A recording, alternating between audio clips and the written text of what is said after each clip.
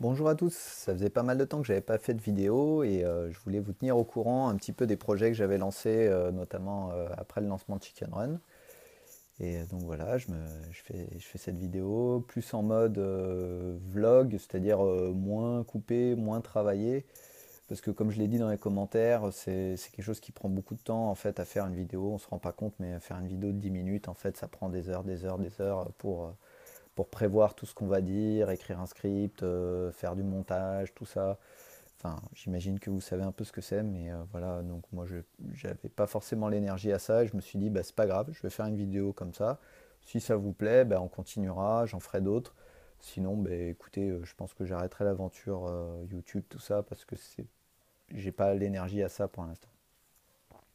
Donc voilà, pour revenir un petit peu au projet Chicken Run là, que j'avais lancé, bah, en fait ça fait longtemps que je l'ai lancé, ça fait au moins 5 6 ans, mais que j'avais essayé de le lancer officiellement il y a maintenant déjà pas mal d'années, de 2 ans quoi, je dirais. Euh, voilà, là j'étais reparti, vous vous rappelez, j'avais ce petit générateur de nombres aléatoires et l'idée c'était de faire une expérimentation euh, là-dessus, là, avec ce générateur de nombres aléatoires, avec un petit jeu vidéo. Donc j'étais vraiment parti pour faire ça.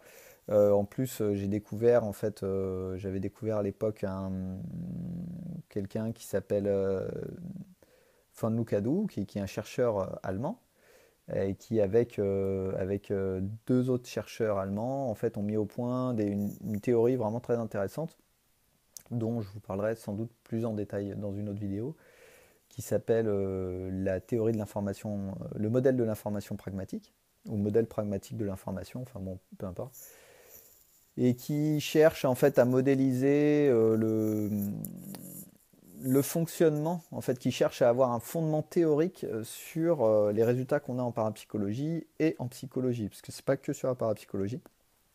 Comme je le disais aussi dans les commentaires, la crise de la réplicabilité des expériences en sciences humaines, en fait, elle est grande et elle n'est pas que en parapsychologie. Donc, comme j'ai déjà pu le dire, en fait, en effet, c'est compliqué de répliquer les expériences en parapsychologie. Souvent, on n'a pas les mêmes effets, on n'a pas autant d'effets ou on n'en a pas du tout.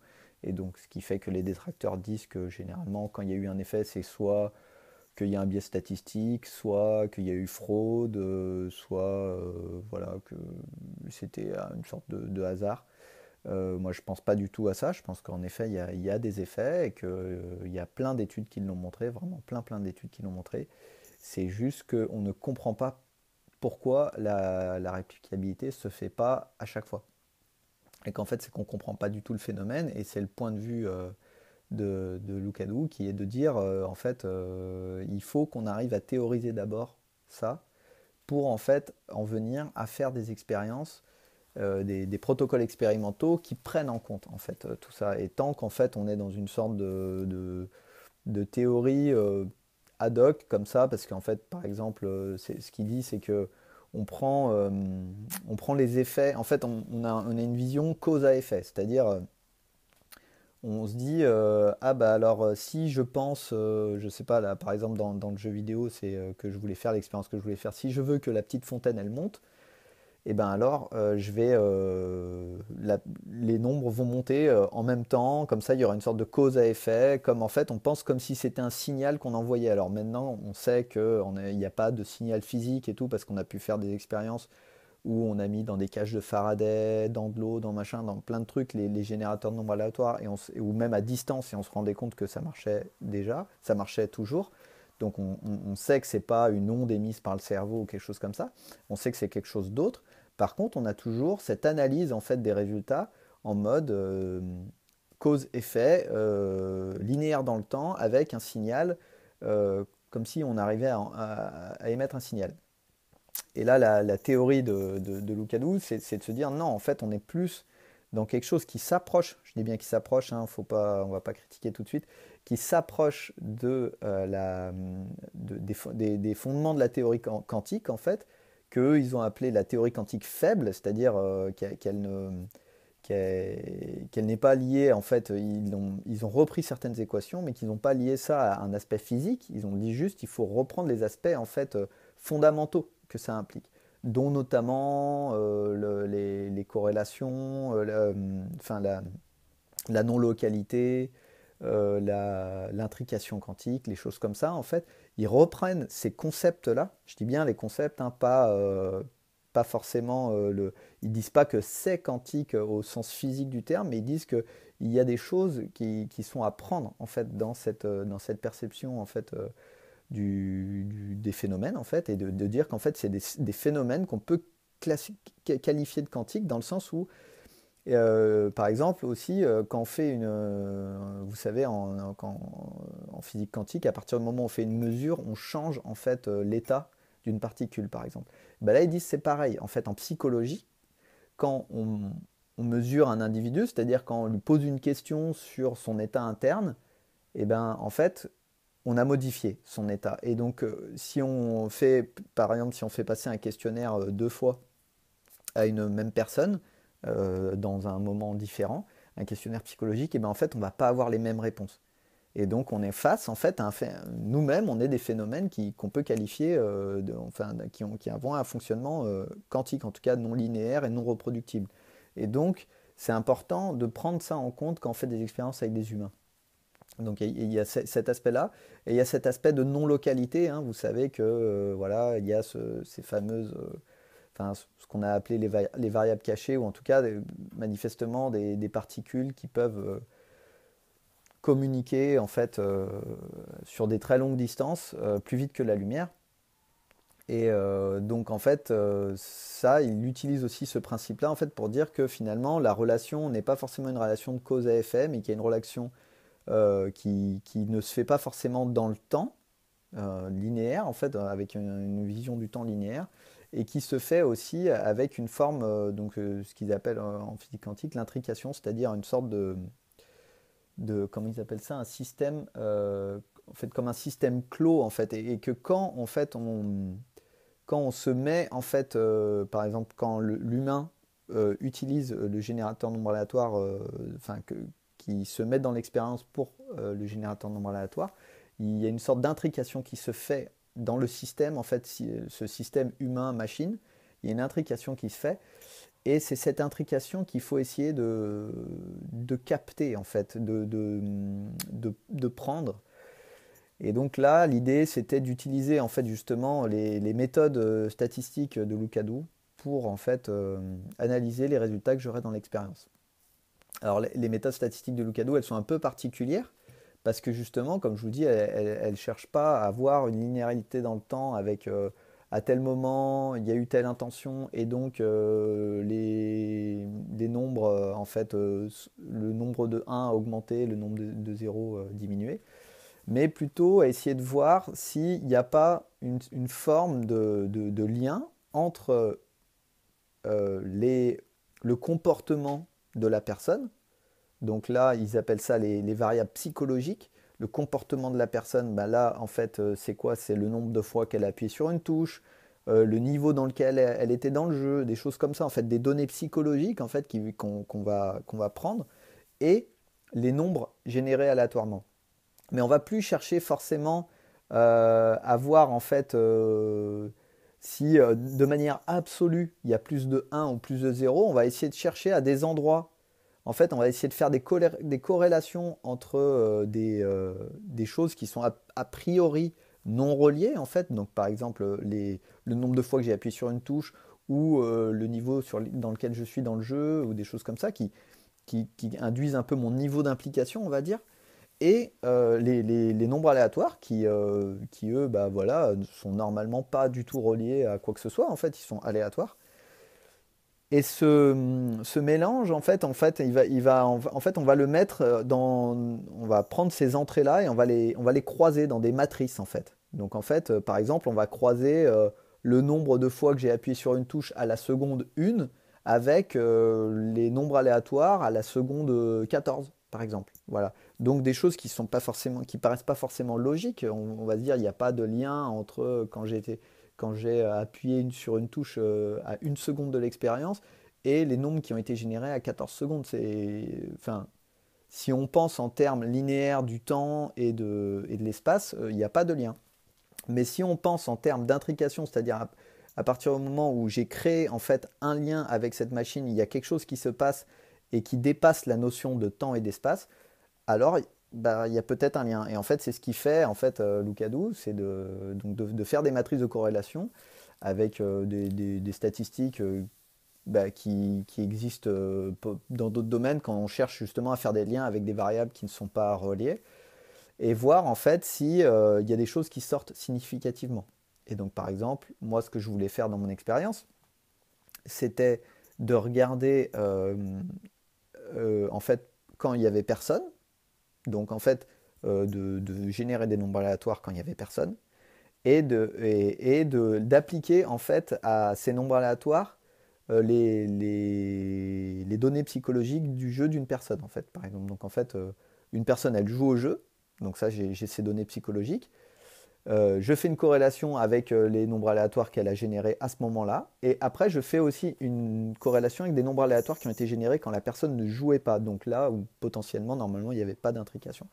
Et donc ce qu'a montré Lucadou dans plusieurs papiers, c'est que ben, en fait, quand on faisait ça, et ben, en fait, il y avait plus de corrélations positives ou significatives quand il y avait la personne qui jouait en fait pendant que les nombres étaient générés que quand les nombres étaient générés en dehors de ce temps-là. Et les résultats sont assez intéressants parce qu'en plus ils ont pu être reproduits sur plusieurs expériences. Et donc apparemment c'est quand même une théorie qui tient la route. Maintenant voilà, moi je suis pas, en fait, je dois vous avouer, je suis pas, j'étais assez féru de cette théorie, puis finalement j'ai quand même pas mal réfléchi. Enfin, disons qu'on est quand même dans un domaine assez particulier où il y a, moi j'ai beaucoup de remises en question en fait dans tout ce domaine de la recherche parapsychologique. Et notamment, pour moi, en fait, finalement, Lucadou, il se trompe quelque part. En fait, il se trompe dans le sens où il dit que, si vous voulez, déjà, en fait, en fait, il part du principe, en fait, si vous voulez, que l'effet décline. L'effet décline tout le temps. L'effet des expériences, à partir du moment où on cherche à la reproduire, il y a un déclin de l'effet recherché, en fait. Et en fait, je pense que ça vient pas forcément de ce qu'il pense, enfin de sa théorie, mais ça vient plus de l'approche en fait qu'on a. Parce que par exemple, moi maintenant, en fait, je suis persuadé qu'il faut se baser sur, en fait, il faut baser nos protocoles expérimentaux sur des choses beaucoup plus, comment dire, beaucoup plus réelles, en tout cas beaucoup plus liées en fait à ce que les gens vivent et beaucoup plus liées en fait à une interaction avec des personnes. Parce que si vous voulez, je vais en parler dans d'autres vidéos, mais en fait là on est en train de chercher des choses en parapsychologie en fait que des millions de personnes, mais littéralement des millions de personnes vivent au quotidien. Et, ça nous paraît bizarre parce qu'on est dans une société hyper rationnelle où en fait il n'y a pas de place à tout ce qu'on pourrait qualifier d'invisible, d'impalpable et tout. Mais en fait, dans toutes les sociétés humaines, ces choses-là étaient évidentes en fait. C'était une évidence. Et aujourd'hui, on en parle avec un dédain. On dit, voilà, soit c'était les sauvages, ils pensaient comme ça, ils n'étaient pas éduqués, soit bon, bah, c'était des vieilles croyances, tout ça, genre oui, on croyait aux esprits, on croyait aussi, on croyait en ça. Bien sûr qu'on a démontré plein de choses avec la science, mais pour moi, la science n'explique pas ça. Et si elle croit l'expliquer, elle se trompe. Et donc, en fait, là, il y a des personnes, il y a plein, des milliers de témoignages de gens, mais que ce soit des personnes qui sont allées voir des médiums, que ce soit des personnes qui elles-mêmes ont vécu des choses en fait qu'on pourrait qualifier de surnaturelles, mais qui en fait sont parfaitement naturelles, qui c'est juste qu'elles sont en lien avec des choses qui sont impalpables. Euh, et en fait, il y a des millions de personnes qui vivent ça chaque jour. Et je trouve qu'en fait, de partir du principe qu'en fait, tous ces témoignages, tout ce que ces personnes disent, et, n'a aucun intérêt et potentiellement plutôt faux et basé sur des biais cognitifs, des choses comme ça, je pense que c'est une insulte en fait qu'on fait à l'espèce humaine, en fait, à tout ce que l'espèce humaine a vécu, a traversé et à tous ses ressentis en fait.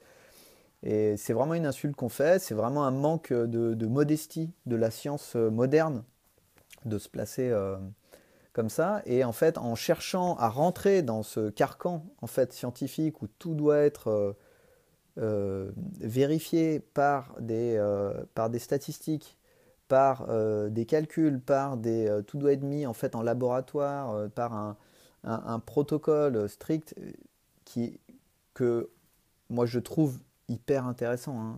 J'adore ça. Je veux dire, c'est quelque chose qui me parle énormément parce que je suis issu de ce monde rationnel. Euh, je crois que en fait on se fourvoie en fait en faisant une recherche là-dedans. Je crois que les recherches les plus intéressantes en fait sont les recherches qualitatives ou alors les recherches qui vont vraiment partir. Je reviendrai sur le qualitatif. Ou alors les recherches qui vont vraiment partir en fait d'un point de vue déjà en fait comment dire un point de vue arrêté sur la question en fait. C'est-à-dire des personnes qui se disent mais moi je m'en fous en fait de prouver que ça existe. Ce que je veux, en fait, c'est plutôt faire quelque chose avec ça. Et je considère que ça existe déjà.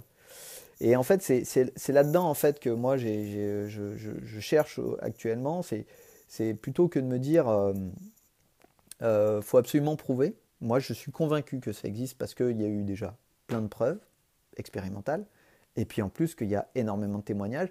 Et que moi-même, personnellement, j'ai vécu plein de choses qui me font me dire que il n'y a pas d'autre interprétation, en tout cas, que le fait, au moins la chose, la minimum sur laquelle je suis sûr, c'est que la conscience n'est pas le fruit du cerveau. Et que la conscience, ben, c'est quelque chose d'autre, mais que ce n'est pas le fruit du cerveau, qu'elle n'est pas juste liée à l'activité neuronale, mais qu'elle est plus vaste que ça. Alors, il y a ce qui fait que ça ouvre un panel énorme, mais en tout cas, moi, je suis persuadé de ça et je veux partir de de ce postulat, en fait, pour ce que je veux faire après. Et donc c'est plus là-dedans que je suis allé chercher justement. Et notamment en fait, j'ai cette image. Je ne sais pas si vous connaissez le livre Les Furtifs de Damasio, qui est sorti il y a ouais, à peu près 2 ans, qui parle en fait d'une sorte de, c'est un livre de science-fiction hein, qui parle d'une sorte d'espèce animale qui est impossible à voir mais qui pourrait se métamorphoser et qu'une équipe de militaires essaye d'attraper mais ils n'y arrivent jamais et dès qu'ils les voient, cette espèce se fige totalement dans une sorte de céramique et tout. C'est assez particulier comme description de bouquin, enfin c'est très novateur. Mais en fait, ce qui est intéressant là-dedans, c'est que justement, les militaires cherchent à tout prix à attraper ce furtif, à vraiment voilà, le capturer en fait et l'étudier et tout ça. Et en fait, ils se rendent compte, je ne vous spoil pas trop, j'espère, mais voilà, ils se rendent compte que en fait, ça fait genre des dizaines, des années qu'ils essayent d'attraper ça, ils n'y arrivent pas du tout. Et ils arrivent à peine à communiquer, même pas, enfin rien du tout. En fait, ils ont juste quelques traces. Et en fait, ils se rendent compte que des personnes, des sortes de chamans, en fait, eux ont une capacité, en fait, enfin juste ont une autre manière d'appréhender ce phénomène et arrivent eux à communiquer avec eux. Mais par contre, ils ont compris qu'ils ne pouvaient pas les voir. Ils ont compris que ça servait à rien d'essayer de les attraper ou quoi que ce soit. Juste, ils sont plus ouverts à ça et en fait, ils sont arrivés à communiquer. Ils ont beaucoup plus d'informations. Et en fait, pour moi, je fais un gros parallèle avec la recherche scientifique actuelle sur le paranormal, on va dire de manière générale, et en fait, toutes les personnes qu'on pourrait qualifier de médiums, de chamans ou autres, qui en fait, ces personnes, elles ont un vécu quotidien de la chose et elles ont une connaissance énorme. Alors bien sûr, elle est parcellaire, elle est subjective, elle est culturelle, mais quand même, il y a des choses super fortes en fait dans leur vécu et qui peut servir en fait et que si on les écoutait ce que font certains, je pense qu'on apprendrait énormément de choses et, euh, et en fait là la parapsychologie expérimentale pour moi elle se fourvoie dans un truc où en fait elle y arrivera jamais en fait parce que quoi qu'elle arrive à avoir comme résultat statistique ou autre, euh, elle n'arrivera pas en fait à changer les mentalités, parce que c'est vraiment ça, c'est pas une question de preuve ou quoi que ce soit, parce que quand on voit bien que même quand il y a eu des preuves indiscutables, les sceptiques ont toujours retoqué le truc pour des raisons qui sont pas scientifiques en fait. Même s'ils vont dire que c'est scientifique, c'est pas scientifique. On est sur l'ordre de la croyance. On est vraiment sur l'ordre de la croyance et en fait là on se heurte en fait à une croyance qui est le scientisme et qui est qui n'est pas scientifique en fait. C'est des personnes par exemple, ont le postulat que la conscience est le fruit de l'activité neuronale. Et ce n'est qu'un postulat. Pour l'instant, il n'y a aucune preuve de ça. Et donc, en fait, toutes les neurosciences, elles vont là-dedans et tout. Alors, c'est super intéressant, les neurosciences. Hein. Je ne suis pas contre ça, parce qu'on apprend plein de choses sur le fonctionnement cérébral. C'est pas ça. Mais c'est juste que croire que c'est l'essence de la conscience, ben, c'est une croyance. Et il faut se rendre compte que c'est une croyance. Voilà, moi j'ai d'autres croyances et en fait je pense que je pense que mes croyances sont plus intéressantes justement d'un point de vue scientifique parce qu'elles peuvent elles ne me bloquent pas en fait dans le champ d'expérimentation que je peux avoir. Et donc en fait c'est avec ce postulat-là que je suis reparti. J'ai finalement pas mené à bien les études avec les générateurs de nombres aléatoires. Et c'est avec ce postulat-là que je suis reparti. Et là, en fait, je me suis ouvert à d'autres choses, d'autres domaines, en fait, notamment en découvrant dans un billet de blog de Martouf, quelqu'un qui s'appelle Martouf, je vous mettrai les liens dans la description, qui s'appelle Martouf le synthéticien. Un synthéticien, c'est quelqu'un qui a un peu la prétention d'avoir une connaissance vaste, large, en fait, très large sur le monde, une culture générale assez large, et qui sait en faire des synthèses, en fait. Et Martouf, c'est quelqu'un qui fait ça depuis des années sur son blog et qui fait des vidéos YouTube aussi, je pourrais vous montrer.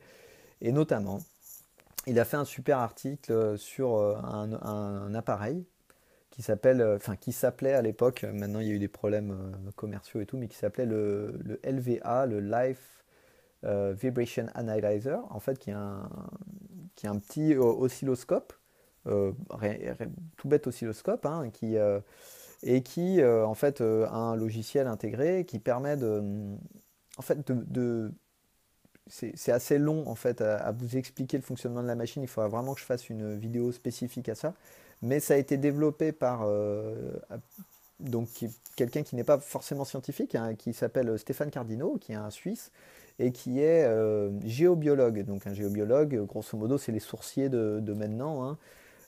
C'est des gens qui étudient les lieux, donc les maisons, les terrains, pour trouver, bon, des fois des cours d'eau, mais c'est aussi eux ce qu'ils appellent des failles telluriques, des choses comme ça, en fait, pour rééquilibrer les énergies des lieux, un petit peu comme ce qui se faisait qui se fait depuis des millénaires, où on mettait des menhirs dans des champs, on faisait des choses comme ça. Bah, en fait, là, c'est simplement la même pratique, mais actualisée aujourd'hui. Et cette personne-là, elle est assez connue pour en fait utiliser des appareils, en fait, des appareils électroniques dans sa pratique. Donc des choses qui permettent un peu d'objectiver son ressenti. Parce que c'est une personne qui travaille avec son ressenti. Elle a un très très fort ressenti sur les êtres, les énergies, les choses. Voilà, voilà, elle va. Ce qu'il a développé, Stéphane, c'est des méthodes en fait de travail avec des machines. Et notamment, il a développé cette machine-là, qui est le LVA, et qui est en fait en quelque sorte quelque chose qui permet de capter, si vous voulez, en fait, c'est un peu, je vais essayer de synthétiser rapidement le truc pour la vidéo, et après, je pense que j'en ferai une autre vidéo. Il a essayé de capter, en fait, si vous voulez, il fait un lien entre des fréquences, des fréquences sonores et des ressentis corporels.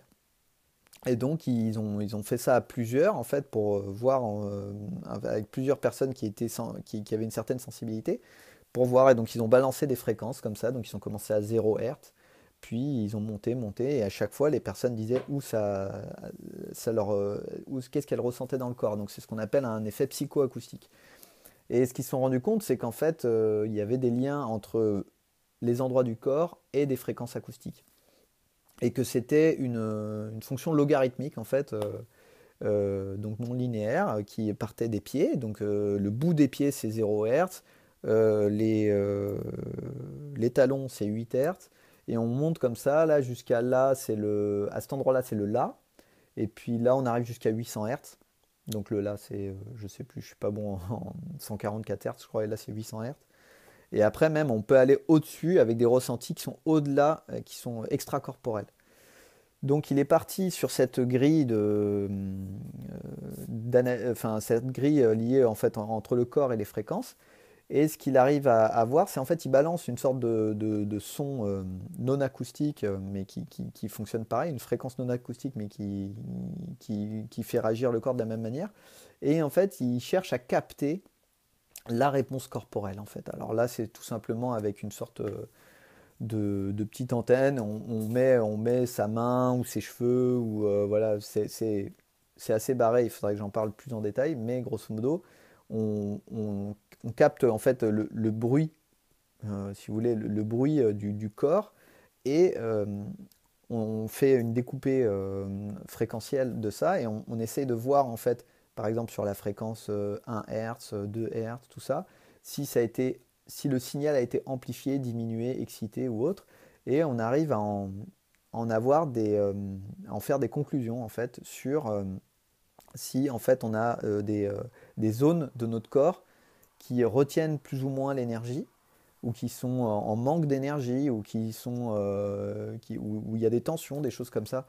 Et en fait après ce qu'il fait, c'est un lien entre ces fréquences, les zones du corps, et après des données en fait psychologiques. Là, il part en fait des grandes symboliques en fait, des grandes symboliques qui se retrouvent dans pas mal de travaux, qui sont voilà l'idée que les jambes c'est plutôt lié aux ancêtres, les cuisses aux parents, le tronc c'est plutôt au vécu, et après il y a plusieurs différentes interprétations. Et ils ont fait un gros travail d'interprétation. Ils ont fait une sorte de grille en fait d'analyse entre les différents, les différentes fréquences qu'on peut avoir, les différentes excitations ou diminutions de la fréquence, qui leur permet en fait, de dire des choses sur la personne juste en lançant cette mesure. Et donc en fait, il y a une personne qui fait la mesure, il y a une personne qui est le sujet, qui elle va être, disons qu'il y a l'opérateur de la mesure, et il y a la personne qui est le sujet, qui met sa main sur l'appareil. Et en fait, après, le logiciel de lui-même, il génère en fait un résultat qui est enfin, une sorte de bilan en fait sur la personne. Et après, ce bilan-là, il peut être interprété. Mais déjà, ce bilan en lui-même, ce bilan qui est objectif, dans le sens où c'est pas quelqu'un qui l'a manipulé ou quoi que ce soit, c'est vraiment le logiciel qui a fait ça tout seul, il est déjà très précis, il donne déjà plein d'indications vraiment très surprenantes sur la personne. Et c'est donc en parlant enfin en voyant l'article de Martouf là-dessus que ça m'a vraiment étonné. Donc après j'ai contacté Martouf, euh, on s'est vu par Skype, et puis après je suis allé le voir cet été chez lui. Et c'est vrai que c'est une machine très étonnante. Et donc là, moi, ça m'a donné envie d'aller plus loin là-dedans, et de reproduire cette machine, parce qu'actuellement c'est une machine commerciale euh, qui, euh, qui n'est pas ouverte, hein, c'est pas de la recherche ouverte, c'est pas de la recherche scientifique où la personne elle a expliqué exactement le fonctionnement, on peut reproduire le truc, on peut le refaire chez nous. Non, c'est une machine qui a été faite pour le besoin de Stéphane, qui revend à des praticiens, et parce que lui il fait des formations derrière, et il a envie de garder un petit peu le contrôle sur comment est utilisée la machine, comment sont faites les formations, parce qu'il considère qu'en fait sans formation, sans suivi, ça n'a aucun intérêt. Et je comprends, je suis d'accord avec lui. Après, moi, j'ai essayé de le contacter, Stéphane, pour lui dire que j'aimerais bien en fait faire un travail en open source. Aujourd'hui, là, il y a des soucis en fait commerciaux entre les personnes qui ont conçu cette machine. Il y a un procès en cours. Et donc là, Stéphane, il veut pas du tout en entendre parler. Il veut pas de collaboration autre qu'avec des personnes de confiance. Donc moi, voilà, là dans mon coin, je me suis dit, bah, je vais continuer tout seul en fait à essayer de reproduire le fonctionnement de cette machine. J'ai passé pas mal de temps à déjà l'étudier, après à comprendre en fait grosso modo ce que faisait le logiciel, Et c'était assez compliqué parce que j'avais pas forcément les bases là-dessus, parce que c'est du traitement du signal, et moi j'ai jamais fait enfin j'ai fait très peu de traitement du signal dans mes études, c'était lointain. Et, euh, et là, en fait, il fallait que je me remette au traitement du signal, donc je me suis remis aux maths, tout ça. Puis une fois que j'avais à peu près des bases, on va dire, pas solides, mais qui me permettaient de comprendre un peu plus ce que je faisais, je me suis mis à essayer de reproduire le fonctionnement de la machine en rachetant le même oscilloscope. Je vous ferai une vidéo, je vous montrerai un peu plus. Et en essayant de reproduire par rapport à des données que j'avais, hein, des sons enfin, issus de la machine, original, essayer de reproduire l'analyse qui en était faite, en fait la découpe fréquentielle qui en était faite. J'ai passé pas mal de temps là-dessus. Aujourd'hui, je suis un peu bloqué dans le sens où je ne suis pas arrivé à avoir exactement le même résultat, hein. J'ai fait une sorte de rétro-ingénierie, comme on appelle, et je ne suis pas arrivé à avoir exactement le même résultat. Donc c'était un peu décevant parce que j'ai pas plus pu avancer. Peut-être que je pourrais en insistant plus, hein, je sais pas, enfin, il y a des choses à continuer, je pense, dans ce domaine-là. Mais pour l'instant, c'est un peu au point mort de ce point de vue-là. Mais ça n'empêche pas que je pense qu'il y a vraiment quelque chose à faire avec ça, et j'aimerais bien continuer en fait dans cette voie. Voilà, c'était un long résumé de ce que j'ai fait, de ma pensée aussi tout autour de ça qui a évolué, comme je vous dis. J'espère que ça vous convient comme format. C'est peut-être un peu plus long et, comme je vous dis, moins structuré. Mais voilà, j'ai envie de refaire d'autres vidéos de ce genre pour parler de plein d'aspects dont je vous ai parlé, là, plus en détail, notamment des théories de Lucadou, notamment là, du LVA. J'aimerais aussi vraiment beaucoup vous parler d'un bouquin que j'ai lu cet été qui m'a vraiment, qui a vraiment explosé beaucoup de choses dans ma vision de la science et de la parapsychologie, que je connaissais depuis longtemps mais que j'avais pas fini. Donc je vais vous en parler très prochainement parce que je trouve que c'est fondamental. Et voilà, si c'est cool, bah, je vais continuer à faire des vidéos. Vous me direz si ça vous plaît.